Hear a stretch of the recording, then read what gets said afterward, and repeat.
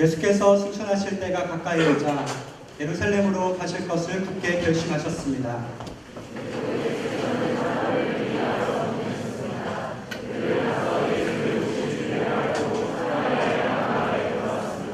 그러나 그곳 사람들은 예수를 반기지 않았습니다. 예수께서 예루살렘으로 가시는 길이었기 때문입니다.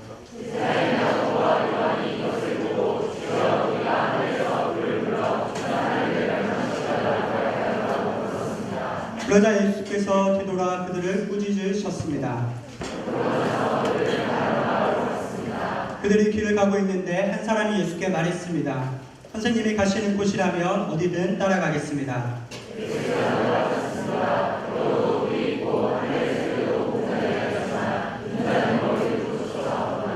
예수께서 다른 사람에게 말씀하셨습니다. 나를 따라라. 그러자 그 사람이 대답했습니다. 주여, 제가 먼저 가서 아버지의 장례를 치르게 해 주십시오.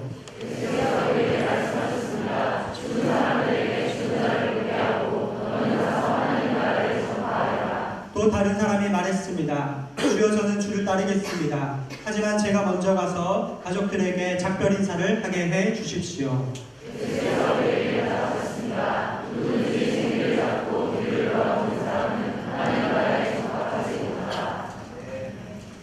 할렐루야. 오늘 우리의 기쁨, 우리의 소망 되시는 주님의 이름을 찬양합니다. 우리 영광받기에 합당하신 주님 앞에 감사한 찬양과 영광의 박수 한번 드리겠습니다. 할렐루야. 살아계신 주님의 이름을 찬양합니다. 주님을 영광과 찬양을 받아 주시옵소서. 아멘. 여러분, 오늘 우리의 예배를 통해서 대적의 마지노선 방위선이 붕괴되는 놀라운 은혜가 있게 되기를 주님의 이름으로 축원합니다. 새로운 영적인 돌파, 하나님께서 행하시는 새 일이 여러분 가운데 있을 것입니다. 네, SNS 공동체 그간 굉장히 많은 사역팀들이 세워졌었는데요. 모니터 조금만 줄여주시겠어요? 최근에는 선교팀이 발족이 되었고, 어제는 최고의 몸값을 자랑하는 SNS 축구팀 레알 에센스가 발족이 되어서 승리를 하셨습니다. 축구팀과는 상의하지 않았지만 어저께 생각하는데 주님이 그런 이름을 주셔서 축구팀에는 자매들도 굉장히 많이 지원을 했는데요. 어제는 형제들의 경기가 있었습니다. 이 레알 에센스를 통해서 SNS 공동체의 영적인 전투력도 상승되기를 소원해 봅니다. 저희 팀의 발족을 축하하는 뜻으로 저희가 이 브라질 월드컵 공인구를 선물로 드리기 위해서 준비했습니다. 네, 우리 기획총무 MC 송재현 MC에게 전달할 텐데 큰 박수로 한번 주세요.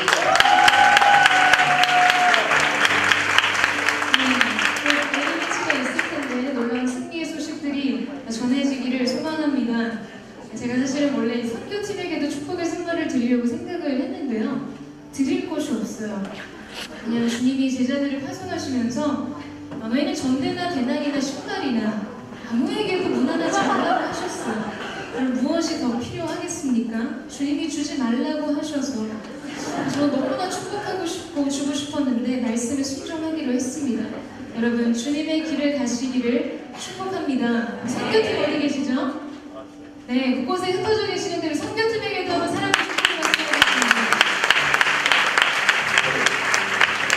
네, 여러분, 성경 충만하시고 말씀 충만하십시오. 하나님은 오늘도 우리의 입술의 고백과 마음의 묵상까지도 연락하시고 응답하실 것입니다. 여러분 믿으십니까? 네. 여러분, 저는 보시다시피 파마를 했어요. 2년 만에 미용실에서 30분 이상을 쓴 것은 처음인 것 같습니다. 맨날 커트만 하던 사람이 갑자기 파마를 하겠다고 하니까 제 머리를 하시던 분이 굉장히 약간 난감해 하시면서 저한테 묻더라고요. 고객님, 어떤 스타일로 해드릴까요? 이렇게 질문을 하셨어요. 그래서 저는 기름 부으심 있는 스타일로 해주세요. 속으로 대답을 했습니다. 너무 그날 피곤해서 눈을 감고 쉬고 있었어요. 시간이 지나서 머리를 풀고 드라이를 마친 거울 속의 저를 보고는 놀랐습니다. 어디서 많이 본 것 같은 거예요. 그리고는 곧 깨달았어요. 여러분, 성화나 성극에서 보았던 다윗과 골리앗 아시죠? 화풀을 켜는 다윗의 머리와 같았습니다. 기름 부으심 있는 스타일을 묵상했더니 예배자 다윗의 머리가 나온 거예요. 사랑하는 여러분, 하나님은 우리의 마음에 스쳐 지나가는 작은 묵상까지도 들으시고 응답하시는 분이십니다. 주님을 기대하십시오. 그리고 잘 생각하세요. 무엇을 묵상하고 기대해야 하는지 이렇게 될 수도 있습니다. 옆에 사람에게 이렇게 한번 축복해 주셨으면 좋겠는데요. 당신은 기름 부으심 있는 스타일입니다. 그 축복하실 사람.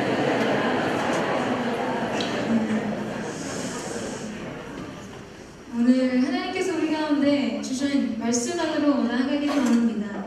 오늘 본문은 예수님과 제자들이 갈릴리 사역을 마치고 유대에서의 사역이 시작되는 부분이죠. 우리 51절 말씀을 같이 한번 읽겠습니다. 51절 말씀 시작.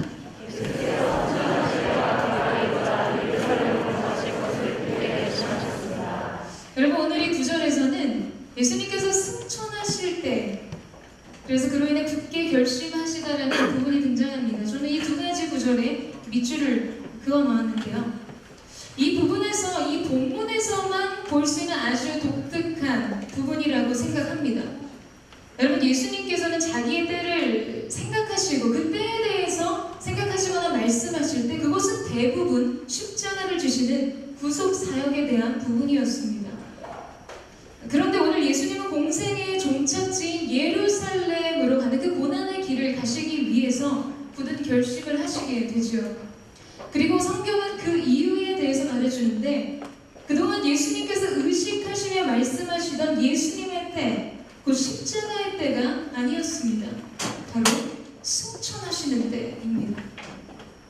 예수님의 굳은 결심의 이유가 바로 주님이 승천의 때를 바라보셨기 때문이라는 것이죠. 그때가 이루고 있음을 느끼셨기 때문이었습니다. 여러분, 이곳은 우리가 인식하고 바라봐야 하는 영적인 지향점이 무엇인가를 보여주는 장면입니다. 오늘 예수님의 굳은 결심은 주님 앞에 놓인 어떠한 고난이 아닌 그 너머의 영광을 바라보셨을 때 일어났어요. 인류의 죄악을 감당하신 그 엄청난 무게를 견디실 수 있었던 비밀은 그분께서 하늘 보좌 우편에 앉으시는 영광의 그날을 바라보셨기 때문이었습니다. 하나님의 꿈을 마음에 품으시고 그 꿈을 소망하셨기 때문이었어요. 여러분, 메시지 성경은 히브리서 12장 3절에서 이렇게 말합니다. 그분이 어떻게 하셨는지를 배우십시오. 그분은 앞에 있는 것, 곧 하나님 안에서 그리고 하나님과 함께 결승점을 지나는 기쁨에서 눈을 떼지 않으셨기에 달려가는 길에서 무엇을 만나든 심지어 십자가와 수치까지도 참으실 수 있었습니다. 이제 그분은 하나님의 오른편 영광의 자리에 앉아 계십니다. 아멘. 저는 이 말씀을 보면서 예전에 교보생명의 한 광고가 제 안에 깊은 울림을 남긴 적이 있었습니다. 그 광고의 한 장면을 떠올리게 되는데요. 정말 집채만해요. 수미터에 달하는 큰 파도의 물결이 겹겹이 뒤덮이는 장면과 함께 그 거친 파도가 내는 아주 무서운 물살 소리를 들려주었습니다. 굉장히 위협적이고 두려운 마음이 드는 그러한 장면이었어요. 그리고 그 시커먼 파도 위에 글씨가 타이핑되기 시작합니다. 뭐라고 쓰여지기 시작했냐면, 꿈이 없는 사람에게는 거친 파도가 보이지만 꿈이 있는 사람에게는 그 너머에 대륙이 보인다. 저는 이 광고에 굉장히 큰 은혜와 감동을 받았어요. 그때부터 이 이야기가 제 마음에 깊이 남겨져 있었습니다. 여러분, 오늘 우리가 힘겨운 믿음의 경주를 포기하지 않고 달려가고 인생에 겹겹이 쌓여있는 이 고난의 문제를 돌파하고 우리가 지난주에 나눈 것과 같이 자기 십자가를 지는 이 사명의 길을 갈 수 있는 힘은 어디에서 나는가? 여러분, 그것은 영광의 나를 바라보는 시선의 능력이 있습니다. 믿으십니까? 오늘의 거친 파도가 아닌 내일의 대륙을 볼 수 있는 믿음과 소망의 능력이 있어요. 여러분, 예수님께서는 그분의 생애 속에서 단 한 번도 십자가의 고통과 그 무게를 묵상하지 않으셨습니다. 주님은 언제나 부활의 영광과 하나님 보좌 우편에 앉으신 승천의 날을 바라보셨어요. 여러분, 그러했기 때문에 예수님 앞에 놓인 그 예루살렘을 향한 고난의 길에 오르실 수 있었던 것이죠. 오늘 여러분이 세상의 술과 유흥의 문화 속에서 자신을 정결하게 지킬 수 있는 힘은 어디에 있다고 생각하십니까? 여러분, 그 거룩한 선택을 할 때 주어지는 불이익과 소외감과 사람들의 따가운 시선, 여러분 그곳을 바라보면 절대 그 굳은 결심을 할 수 없습니다. 상 주시는 주님을 바라봐야 하는 것이죠. 나를 보시는 주님의 기쁨을 바라볼 때 가능한 것입니다. 오늘 이 자리에도 많은 부분 불신자의 가정 안에서 신앙생활을 지켜가시는 분들이 있을 거라고 생각합니다. 때로는 모진 말로 마음에 상처기가 나고 교회에 갈 때마다 사르르판을 걷는 것 같고 내가 신앙을 지키는 것이 가정의 분란을 일으키는 것 같을 때 여러분 어떻게 그 길을 가시겠어요? 주 예수를 믿으라. 그리하면 너와 내 집이 구원을 얻으리라. 여러분 이 말씀을 붙들고 갈 때 신앙의 결단이 가능해지는 것입니다. 부와 명예와 좋은 지위를 내려놓고 내가 주님 앞에서 인생의 향유를 깨뜨리며 어떻게 부르심을 따라가겠습니까? 여러분 사람이 당장 내 앞에 철철 흐르는 깨진 향의 옥합을 볼 때는 그것이 불가능해요. 내가 무엇을 포기했는지 내가 무엇을 잃어버렸는지를 바라볼 때는 할 수 없습니다. 그러나 우리의 영혼의 시선이 영원한 세계를 보는 눈이 열려지고 정금 면류관으로 여러분을 영접하시는 주 예수 그리스도를 바라볼 때 우리는 비로소 희생의 헌신을 기쁨으로 주 앞에 드릴 수 있게 되는 것이죠. 수많은 쾌락과 유혹 앞에서 어떻게 그 유혹을 능히 이길 수 있는가? 아무도 없는 주변을 의식하는 것입니다. 코란데 하나님의 시선을 의식할 때만 이기는 싸움이 되는 것입니다. 여러분 오늘 여러분이 무엇을 바라보고 무엇을 감지하고 무엇을 의식하고 살아가는가에 따라서 오늘 여러분이 감당할 수 있는 영혼의 캐파가 달라진다는 거예요. 영혼의 깊이와 넓이와 능력이 달라지는 것입니다. 여러분 저는 여러분이 믿음의 시선으로 주님께서 우리 가운데 주시는 하늘의 복, 진귀한 하늘의 신령한 복을 구하는 은혜가 있게 되기를 주님의 이름으로 축원합니다. 이 땅에 썩어지고 지나가고 쇠하고 변하는 것을 바라보는 것이 아니라 영원히 쇠하지 않고 변하지 않은 하나님 나라의 영광을 바라보는 그 믿음과 소망을 소유하는 것이죠. 여러분 인내하십시오. 예수님께서 하나님과 함께 결승점을 지나는 기쁨에서 눈을 떼지 않으셨다라고 말씀하신 것처럼 그렇게 달려가세요. 거친 파도 그 너머의 대륙을 바라보십시오. 약속의 성취, 주님께서 여러분의 인생 가운데 주시는 소망의 날, 영광의 그날을 꿈꾸시기를 주님의 이름으로 축원합니다. 여러분 우리는 그때 이 땅의 인생을 힘있게 달려갈 능력과 소망을 얻게 될 것입니다. 그 은혜가 저와 여러분 가운데 있게 되기를 주님의 이름으로 축원합니다. 그럼 이제 예수님과 제자들은 그 여정을 시작하셨어요. 이제 십자가의 길, 예루살렘, 그들의 최종 목적지를 향해 발걸음을 떼셨습니다. 예수님이 움직이시기 전에 제자들을 앞세워서 사마리아 땅으로 보내시죠. 그 마을에서 머무를 곳을 알아보게 하셨습니다. 그런데 그곳 사람들이 예수님을 반기지 않았어요. 성경은 예루살렘으로 가시는 이유를 알았기 때문이라고 이야기합니다. 그리고 제자들은 이 사실에 분개하죠. 54절 말씀인데요. 같이 한번 읽겠습니다. 54절 말씀 시작.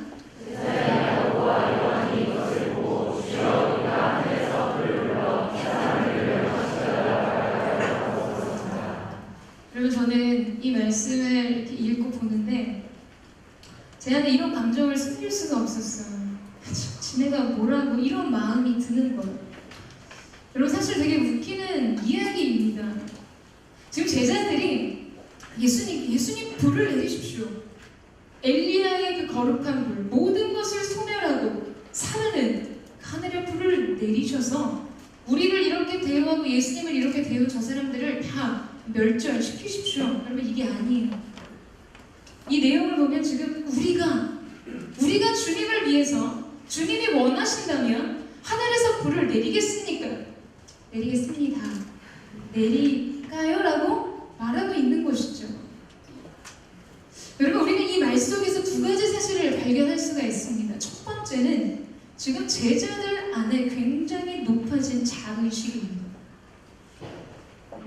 누가복음 9장 말씀에 우리가 다 살펴보지 않았지만 변화산에서 예수님의 변모된 영광을 보았고 주님의 행하시는 놀라운 이적과 기사, 역사를 목도했어요. 주님 예수 그리스도의 이름만으로도 놀라운 일들이 일어나는 것을 그들은 계속해서 목도했습니다.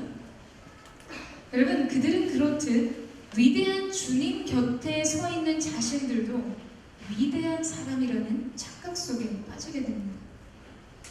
때로 세상 사람들이 좋은 명품 옷을 걸치면 자기의 존재 가치가 명품이 되고, 유명한 사람들 속에 있으면 마치 자기도 그런 사람인 듯 의스되는 거만과 교만의 의식들이 높아지고 쌓아가는 것처럼, 여러분 지금 제자들의 마음 가운데는 그런 마음의 틈이 생기기 시작했다는 것이죠. 자매라면 좋은 백이 내가 누구인지를 말해주는 것 같고, 형제라면 내가 타는 차종이 나의 성공 여부를 진단해주는 것 같은 이 함정에 빠지는 거예요. 지금 제자들은 예수님이라는 명품을 걸치고 자신에 대한 착각에 빠집니다. 여러분, 오늘 우리가 다 읽지 않았지만 바로 앞단락에 보면 제자들의 다툼과 논쟁이 나오는데, 이 다툼의 쟁점이 뭐였는가? 이 싸움의 이유가 뭐였냐 하면 누가 서열 1위냐라는 거예요. 누가 제일 큰 자냐? 라는 것으로 다툼이 발생합니다. 우리는 이때 한 노래를 떠올리게 되죠. 걸그룹의 노래 제목이 이 본문을 인용합니다. 21의 내가 제일 잘 나가. 내가 제일 잘 나가. 여러분, 제가 지금 이 음악 소리를 통해서 여러분에게 이야기하고 싶은 것은 무엇일까요? 여러분, 이곳이 바로 제자들 내면의 깊은 곳에서 계속해서 들려졌던 소리 없는 아우성이었습니다.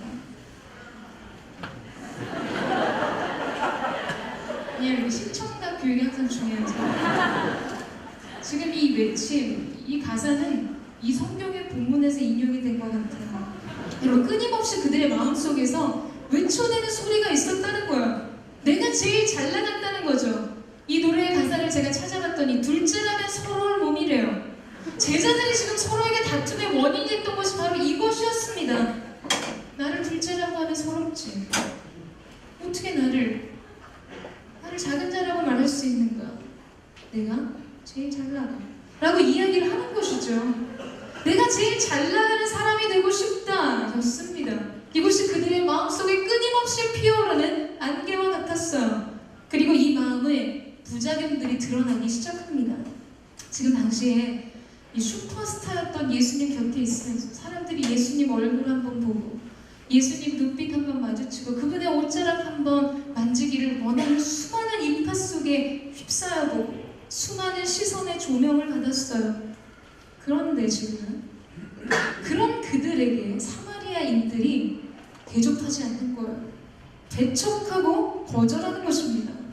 여러분, 그래서 지금 제자들은 너무나 화가 났어요. 네가 뭔데 지금 나를 무시하는 건가? 우리가 어떠한 사람들인가를 네가 알구나. 이렇게 하는 건가? 이런 마음들이 일어날 것이죠. 이렇게 했다는 거 내가 기억해 두겠다. 어디 두고 보자. 이런 복수의 마음, 그러한 혈기와 분노가 그들의 마음 가운데 일어났다는 것입니다. 여러분, 그래서 지금 제자들의 부름은 사랑과 구원을 선포하기 위해 부름받은 자들이 오늘의 장면 속에서 무엇을 선포하기를 원하죠? 심판을 선포하기에 이릅니다. 요나의 모습과도 흡사하죠. 여러분, 이 모습의 사람들은 내가 가장 중요해진 사람들의 모습입니다. 내 생각이 가장 옳고, 내가 하는 선택이 가장 가치 있고, 내가 가진 것이 가장 소중한 것이죠. 여러분, 우리도 이런 교만과 이런 혈기 속에 있을 때가 있지 않습니까? 우리는 세상을 섬기라고, 잃어버린 영혼을 찾으라고 부름을 받았는데, 내가 사람들로부터 어떠한 대우를 받고 사람들이 나를 어떻게 보느냐가 너무나 중요한 거예요. 내 안에 해결하지 않은, 하나님 앞에 해결하지 않은 높아진 거만과 교만의 자의식들이, 여러분, 이러한 행동들의 모습들을 보여주게 됩니다. 모든 일에 언제나 내가, 나의 자아가 가장 중심을 차지하게 됩니다. 여러분, 결국 이러한 태도는 인생의 중요한 영적인 방향성을 잃어버리게 만드는 것이죠.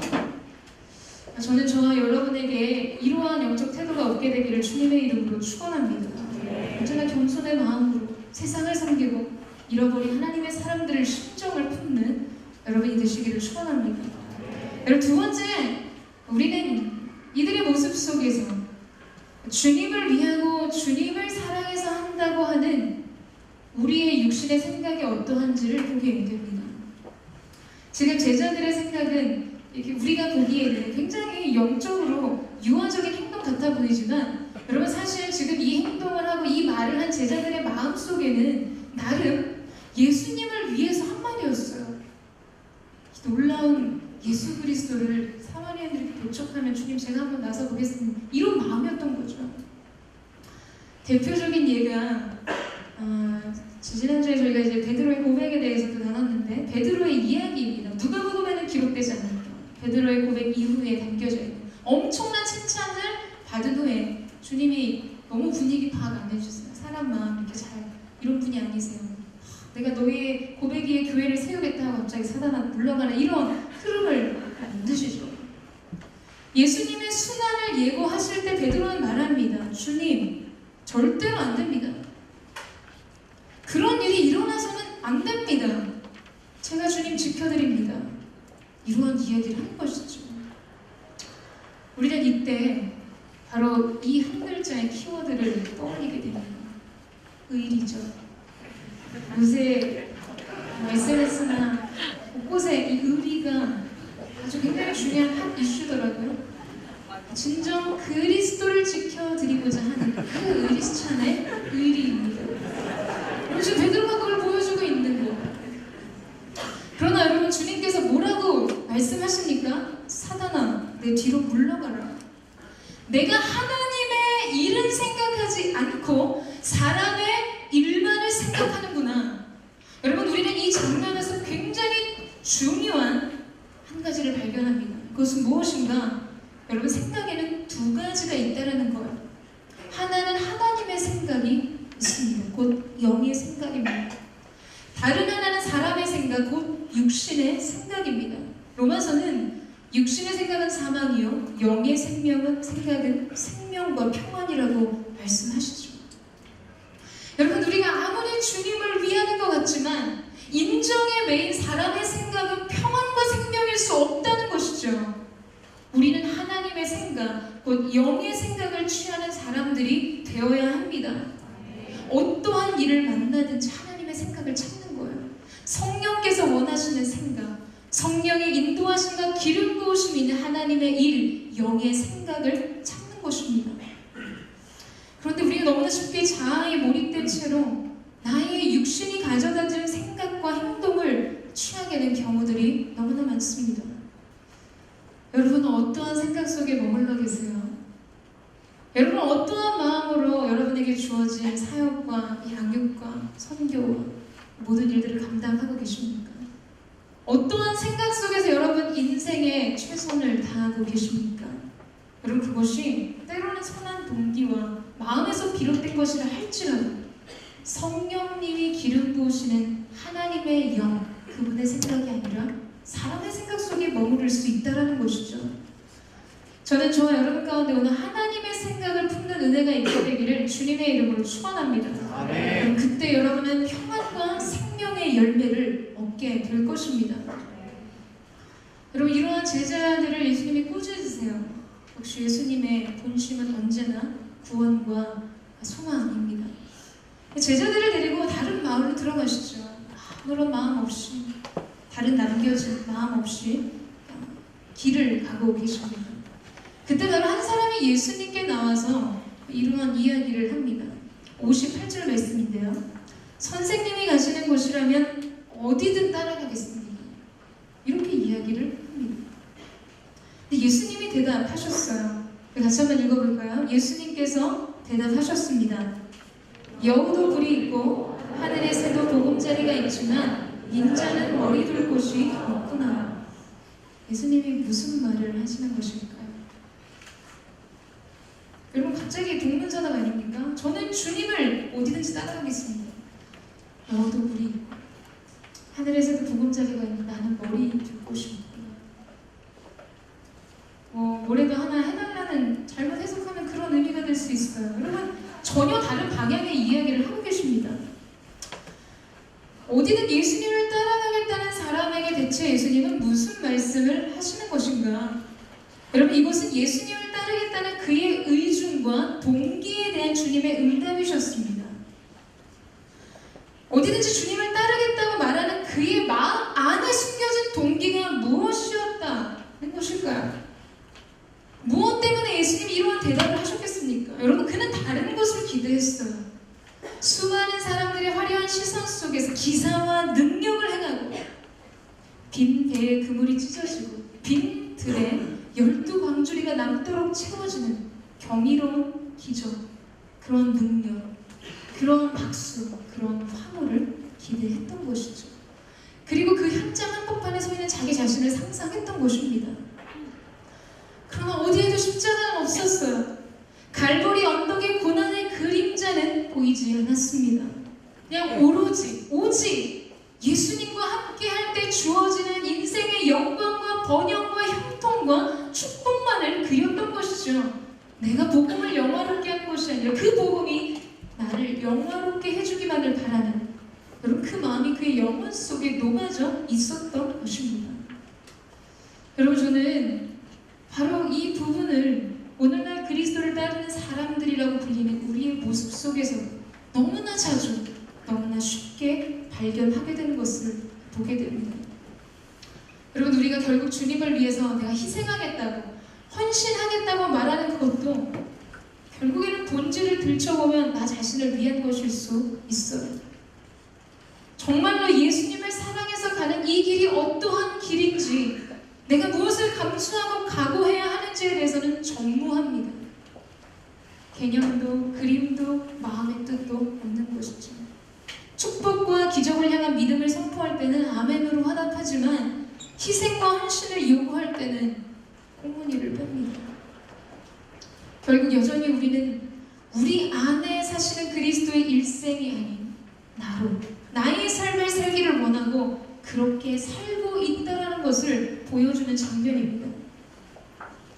여러분, 이때 예수님은요, 지금 예수님 앞에 그분을 따르는 수많은 사람들의 팬심을 완전히 산산히 깨뜨리세요. 환상을 완전히 박살내십니다. 조금 더불어 그동안 예수님 몰고 다니던 수많은 무리를 이렇게 단돌이 하실 마음이 전혀 없었어요. 여우와 새도, 동물만도 지금 못한 처지와 대우를 받고 있다는 거, 머리 둘 곳도 없고 환영받지 못합니다.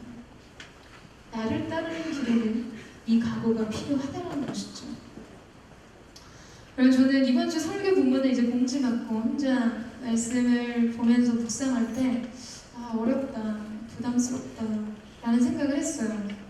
이 제자도에 대해서 말을 해야 하는데 이걸 어떻게 먹기 좋고 소화 잘 되게 요리해서 주지? 이런 생각이 있었습니다.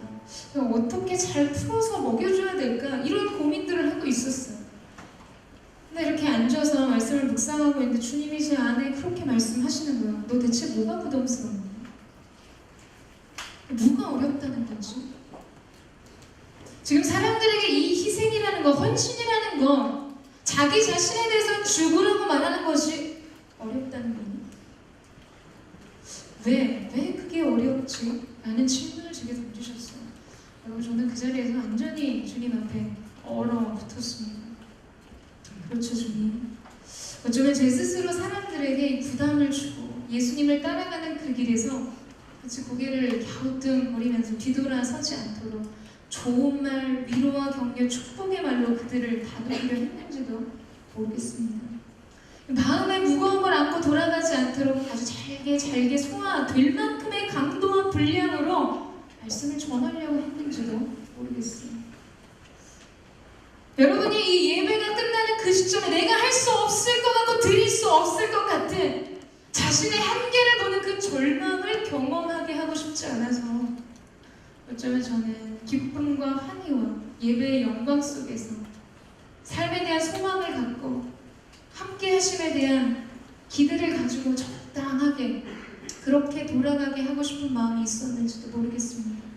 하나님 앞에 기도하면서 회개했어요. 주님, 말씀의 진리 그대로를 선포하게 하시고 주님이 요구하시고 원하는 그리스도를 따르는 삶의 길로 인도하게 해주십시오. 그 마음을 주님 앞에 드렸어요. 사랑하는 여러분, 주님의 사랑은 우리에게 단 한 번도 적당한 적이 없었습니다. 그분의 희생은 우리에게 단 한 번도 부담스럽지 않은 수준의 것이 아니었어요. 그분의 사랑은 굉장히 과분하고 그분의 희생은 굉장히 과격한 사랑과 희생이었습니다. 그런데 우리는 그 사랑 앞에서 우리의 어떤 것이 과하다고 말할 수 있으며 그 어떤 것이 희생이고 헌신이라고 말할 수가 있겠어요? 여러분, 오늘 우리는 우리가 피하고 싶었던 진리의 말씀 앞에 직면하게 되는 은혜가 있게 되기를 주님의 이름으로 축원합니다. 아멘. 예수님을 따르는 삶은 때로 너무나 버겁고 부담스럽고 피하고 싶고 돌아서고 싶은 것일지도 몰라요. 아니, 바로 그것입니다. 지금 예수님께서는 바로 그것을 하라고 하시는 거예요. 뒤돌아서 서고 싶었던 바로 그 길을 가라고 말씀하고 계시는 것이죠. 여러분, 저와 여러분이 오늘 이 말씀 앞에서 주님의 요청 속에서 믿음과 순종으로 반응하게 되는 은혜가 있게 되기를 축원합니다. 아멘. 우리 안에 깨어져야 될 환상이 있다면 깨어져야 합니다. 우리 안에 잘못된 기대가 있다면 그것을 오늘 주님이 머릿속에 던지신 외침처럼 산산이 조각나 버려야 할 것입니다. 여러분, 이렇게 사람들의 기대와 환상을 깨는 예수님의 발언이 이어지자 무리는 술렁거리기 시작했어요. 그리고 59절과 62절 말씀인데요. 우리 59절 말씀을 같이 한번 읽겠습니다. 59절 말씀 시작. 예수께서 다른 사람에게 말씀하셨습니다. 나를 따라 그러자 사람에게 말했습니다. 주여 제가 함께 와서 아버지의 자리를 치르게 해주시오. 61절입니다. 또 다른 사람이 말했습니다. 주여 저는 주를 따르겠습니다. 하지만 제가 먼저 가서 가족들에게 작별 인사를 하게 해주십시오. 여러분, 무슨 이야기입니까? 여기서 예수님을 지금 따르지 않겠다라고 말하는 사람은 아무도 없다는 거예요. 네, 그럼요. 하지요. 해야죠. 하겠습니다. 문제는 뭔가? 지금은 아니라는 거예요.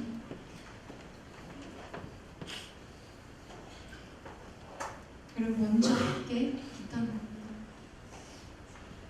이것만 다 정리하고 이 가정에 쌓인 문제만 해결되면 이 추억 문제만 좀 해결하고 나서 입시 문제, 이 시험 준비 다 끝나고 나서 결혼 준비 때문에 너무 정신이 없어서 직장에 일이 너무나 많아서 시간이 너무 없어서 좀 여유가 생기면 그때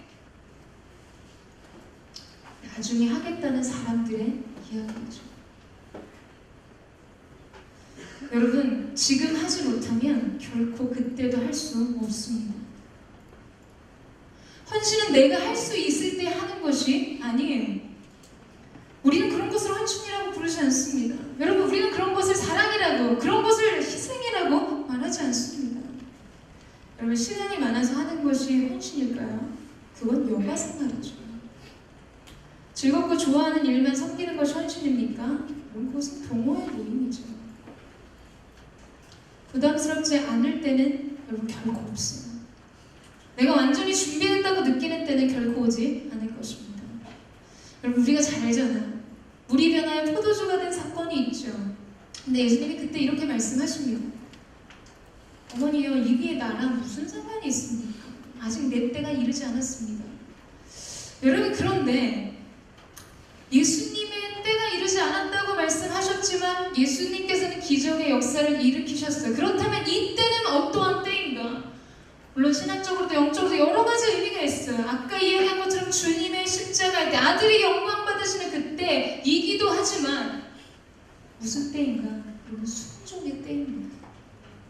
아무것도 준비되어 있지 않고 이 문제를 해결할 수 있는, 이 상황을 뒤엎을 수 있을 만한 어떠한 반전도, 어떠한 자원도 준비되어 있지 않지만 제자들이, 아니 하인들이 아구까지 물을 가득 채우고 그 물을 떠서 연회장 가운데 갖다 줄 수 있는 그 순종이 예비된 순간 주님의 때가 열렸다는 거예요. 여러분, 언제까지 준비될 때를 기다리시겠어요?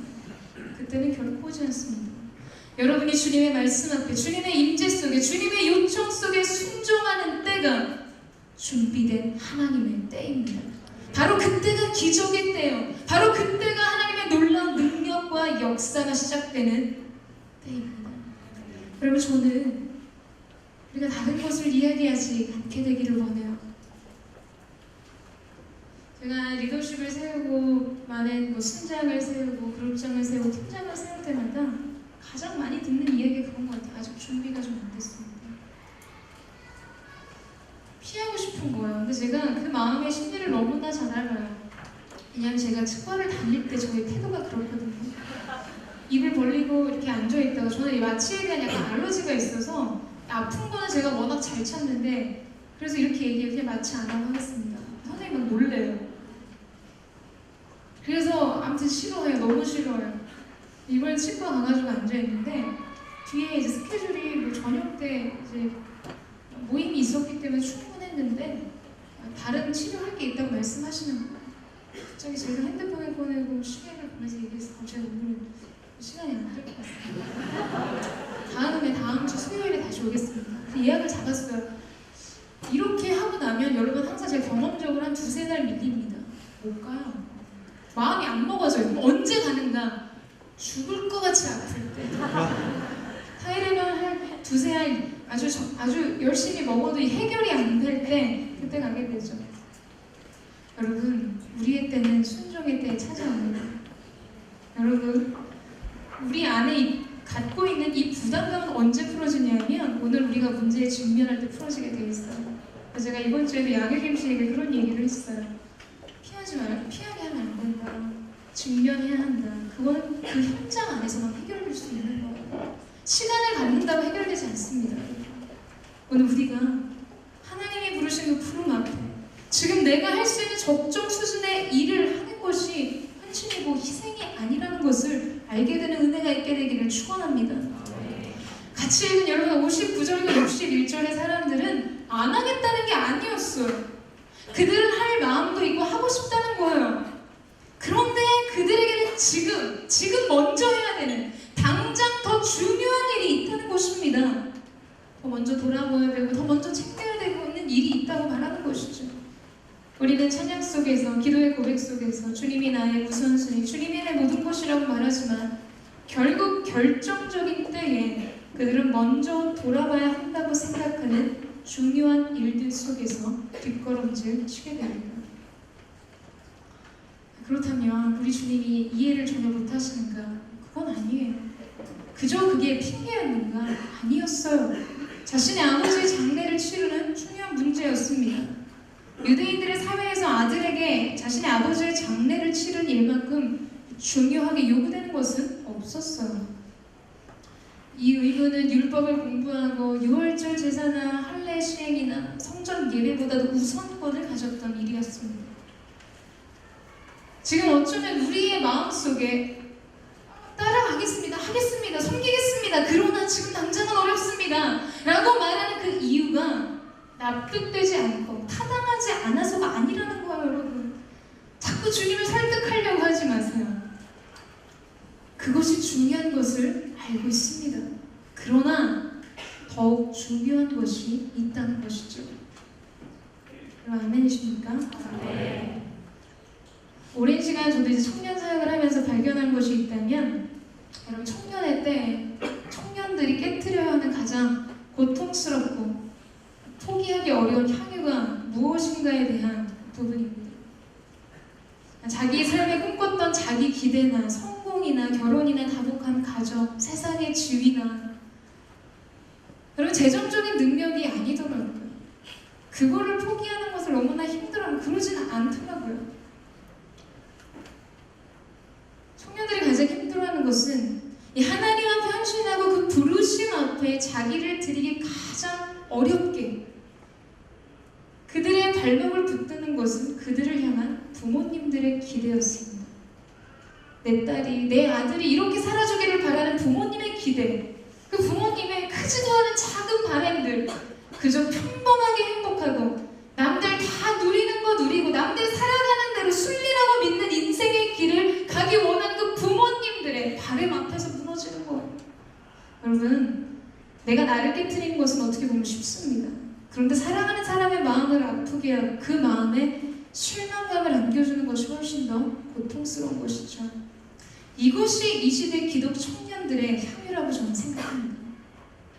더 큰 부르심, 더 높은 부르심으로 나아가지 못하도록 여러분의 발목을 잡고 있는 거, 어떻게 보면 여러분 자신의 인생을 향한 여러분 자기 기대가 아닌 가족이나 사랑하는 대상이 여러분의 인생 속에 기대하는 그것이 예수 그리스도를 따르는 그 길의 가장 큰 장애물과 방해가 되고 있을지 모른다는 거예요. 그렇다면 여러분, 예수님이 가족을 사랑하지 말라는 말씀입니까? 아니에요. 이러면 또 막 이런 분들 찾아와요. 제가 대학교 사역할 때 가끔 이런 기도하고 막 이러면, 목사님, 제가 주님을 더 사랑하기 위해서 남자친구와 헤어지기로 했습니다. 그래서 이러면 정말 너 왜 이렇게 나한테 와서 영어 쓰기 잘 만나 이런 얘기 했었거든요. 여러분, 다만 내 부모, 내 형제, 내 자녀보다 주님을 더욱 사랑하고 따르기를 요청하시는 것입니다. 하나님께서 아브라함의 이삭을 원하신 것일까요? 아니에요. 아브라함의 마음을 원하셨던 것입니다. 우리는 쉽게 착각하죠. 여러분, 자신의 일에 최선을 다하지 말라는 말씀이 아닙니다. 다만 언제나 하나님 나라를 최우선에 두라고 말씀하시는 것이에요. 여러분, 저는 우리 사랑의 자유는 하나님을 향해 드리는 최고의 사랑 안에서 주어지고 지켜진다고 믿습니다. 언제나 최고의 것, 최선의 것, 가장 먼저 우선해야 되는 것을 지키면 여러분 모든 것에 자유가 임하게 되어 있어요. 하나님이 주인의 자리에 계시면 여러분 자유하셔도 좋습니다. 하나님을 가장 사랑하면 그 외의 모든 것에 자유가 임한다는 거예요. 내가 먼저 그의 나라와 그의 의를 구하면 여러분 그 위에 모든 것에 자유가 임하는 것입니다. 여러분 그 은혜가 여러분 가운데 있게 되기를 주님의 이름으로 축원합니다. 쟁기를 잡고 뒤를 돌아가지 마십시오. 여러분 그것이 여러분의 가정이든 여러분이 해야 하는 수많은 일이든 시간이든 재정이든 사랑이든 그것은 하나님 앞에서 합당한 것이 아니라고 말씀하십니다. 저 얼마 전에 식사를 하면서 스페인 여행을 하는 그 할아버지들의 이야기를 본 적이 있습니다. 꽃보다 할대죠. 할아버지들이 마지막 날 여행지를 떠나기 전날에 축구 경기장에 가는 장면이 전파를 탔어요. 그 이름도 유명한 레알 마드리드였습니다. 오늘 SNS 청년부 레알 에센스의 모체가 되는 팀이기도 하죠. 여러분 형제들은 그라운드에 초록색만 넣어도 마음의 평안을 얻는다죠? 아닙니까? 좀 운동 좀 하세요. 네, 여러분 그렇게 좋아하는 축구 게다가 레알이에요. 경기 전에 수많은 인파들이 거리를 내우기 시작하고 응원가를 부르고 흥분의 게이지가 점점 높아집니다. 드디어 경기장에 입장했어요. 저도 속으로 진짜 좋겠다. 촬영하면서 여행도 하고 축구까지 보니까 얼마나 사실 좋겠습니까? 게다가 그날 이 마드리드가 4골을 터뜨렸어요. 요새 주가를 올리는 베인이라는 아무튼 2골을 넣은 상대편도 2골이 들어갔으니까 총 6골이 완전히 골잔치가 일어났어요. 여러분 이기는 경기에도 골이 어쨌든 많이 서로 들어가야지 재밌지 않습니까? 경기가 굉장히 재밌었을 것 같더라고요. 그런데 이제 화면상 얼핏 카메라에 어떤 장면이 잡혔는데 저는 그 그림이 제 안에 굉장히 많은 메시지를 남겼습니다. 어떠한 그림이었냐면 바로 안전 요원들이 축구장 이 라인 밖에 앉아있는 모습이었어요. 축구장을 등지고 이렇게 앉아있었어요. 제 안에 정말 긍휼과 정말 불쌍히 여기는 마음이 일어나더라고요. 여러분 그 어떠한 관중석보다도 거리가 가까운 거리였어요. 그라운드의 열기와 선수들의 거친 호흡, 공을 차는 킥의 무게를 완전히 온몸으로 느낄 수 있는 곳이었어요. 그런데 그들은 누구도 뒤를 돌아보지 않았습니다. 보고 싶지 않아서였을까요? 골이 터질 때마다 관중들이 흥분 속에서 열광하며 소리를 지를 때 여러분 사실 그들이 얼마나 뒤를 돌아보고 싶었을까요? 우리는 뭐 말이 아니니까 뭐 이렇게만 해도 보일 수도 있잖아요. 그런데 그들은 왜 그토록 망부석처럼 뒤돌아 앉아 있습니까? 왜 단 한 번도 그들의 시선을 돌리지 않고 앉아 있는 것일까요? 여러분 굉장히 단순한 사실입니다. 그들에게 부여된 미션 때문이었어요. 한 번 시선을 놓치고 긴장과 집중력을 잃어버릴 때 그들이 지켜야 하는 사람들의 안전이 위험해지기 때문입니다. 저는 그 안전 요원들, 축구장에 앉아 있었던 안전 요원들을 보면서 은혜를 받았어요. 여러분, 축구장의 안전 요원도 부름과 사명 앞에서 자기 마음의 시선을 지키며 그 자리에 서 있습니다. 결코 뒤돌아보지 않아요. 최고의 순간이 메아리쳐 들리고 최고의 열기가 자신의 등 뒤에서 느껴지더라도 결코 뒤돌아보지 않았어요.